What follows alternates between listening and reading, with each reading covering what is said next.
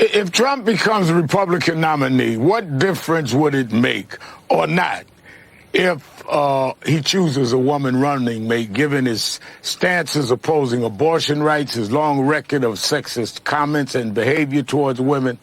What difference would it make, Kurt?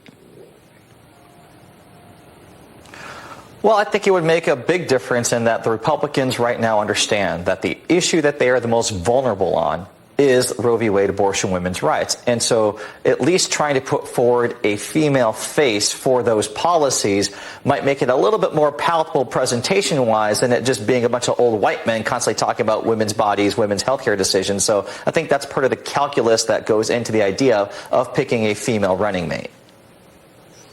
David, what do you think? And are there any women that you think is particularly maybe appealing to Trump if he's the nominee? Yeah, I agree with Kurt in the traditional lens, but if you look at the leading Republicans, men and women, I'm not sure there's a leading female Republican that actually could assure a nation that somehow Donald Trump is fit to govern. And certainly on matters of reproductive health care choices, I'm not sure there's a Republican woman that could make a convincing case for a Trump ticket.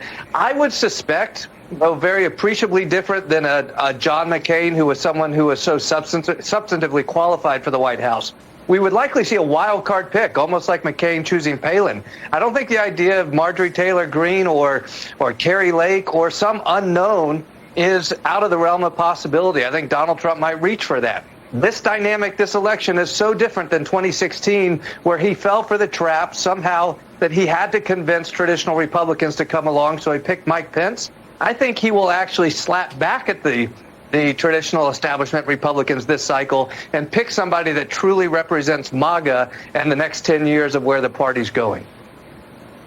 Kurt, it's day 3 in the United Auto Workers strike, and this week, Team President Biden assembled with will be in Detroit. He'll be in Detroit to help reach a team that he has sent to reach a deal between the UAW and the big 3 automakers. At least they will attempt to.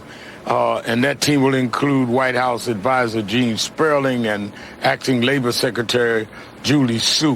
What do you make of the Biden administration's response to the issue? Are you optimistic that this will be resolved soon? Well, listen, Rev, I think that the Biden administration recognizes that there is a lot of interest in getting to a equitable and quick resolution to this, because the longer that this goes, the more of a headache it will be, the more economic impact will be widely felt. And at the same time that the president and the White House are trying to make the case that Bidenomics is working, that the economy is moving in the right direction, trying to promote their accomplishments, you got to be able to have a clear runway to do that. And while this strike is going on, that runway is kind of crowded. And so it is in the Biden administration's best interest and the country's best interest to try to get a resolution to this. And I think that sending the acting labor secretary, sending someone like Gene Sperling, whose economic credentials are unparalleled, that's the right move. It shows that their eye is on the ball. They're taking it seriously. They are engaged. And they're going to do everything that they can to try to move this to the most equitable and quick solution possible.